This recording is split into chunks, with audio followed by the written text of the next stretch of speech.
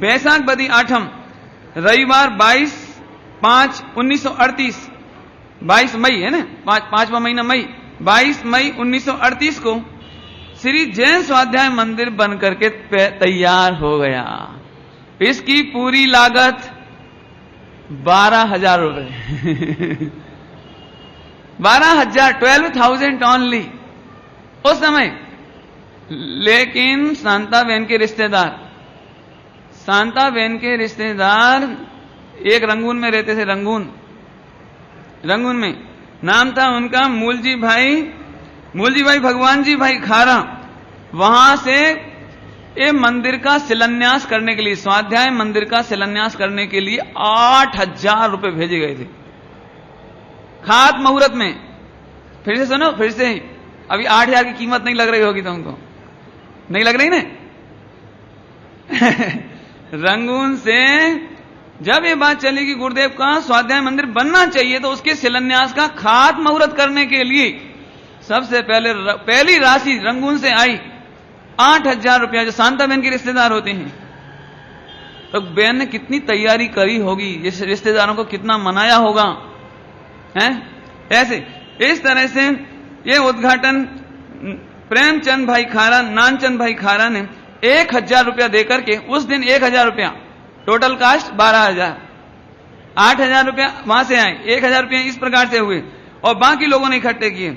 और इस प्रोग्राम में 700 लोग इकट्ठे हुए, 700। आज 700 इकट्ठे हो जाए तो अपने को सफलता लगती है।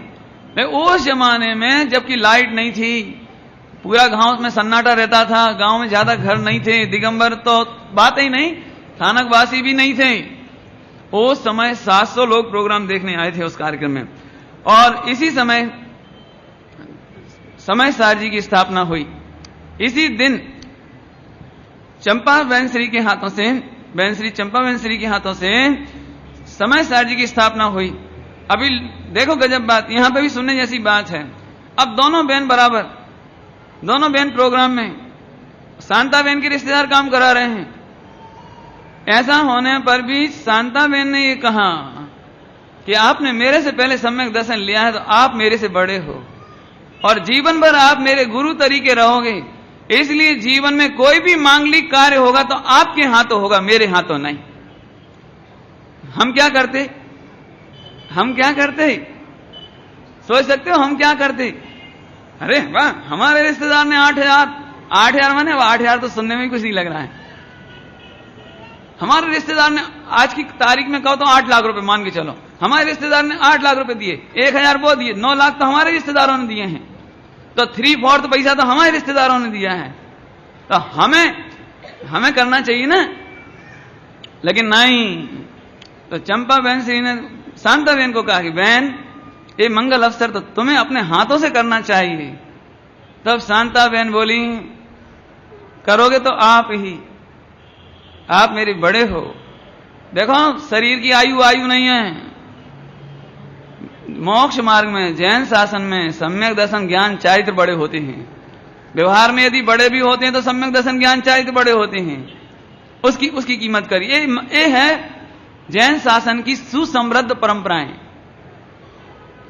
अभी दिगंबर परंपरा पता भी नहीं हो, दिगंबर में तो आए भी नहीं है, लेकिन ज्ञानियों के जीवन में ऑटोमेटिक ऐसा हो जाता है। दूसरी बात आई कि चलो हम दोनों मिलकर करें।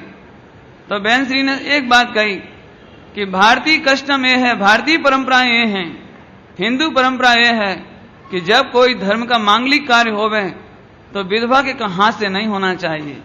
मेरे चूंकि नियोग ऐसा बन गया है, इसलिए मैं इस कार्य के पात्र नहीं हूं। मैं इसलिए कहानी सुना रहा हूं कि कई लोगों को ऐसा लगता है कि शांता बहन के साथ शुरू से ही पक्षपात किया गया। शिलान्यास हुआ तो उनके हाथ, मान स्तंभ की प्रतिष्ठा में शिलान्यास हुआ तो उनके हाथ, उमराड़ा में मंदिर का शिलान्यास हुआ तो बहन श्री के हाथ। तो ये बात नहीं है, इसके पीछे शांता बहन श्री की अर्पणता, दूरदृष्टि, भारतीय परंपराओं का आदर बसा हुआ था। इसलिए मैंने ये बात आपको विस्तार से बताई है। तो इस तरह से ये सारी घटनाएं हुई और इस तरह से ये कार्यक्रम जोरदार हुआ।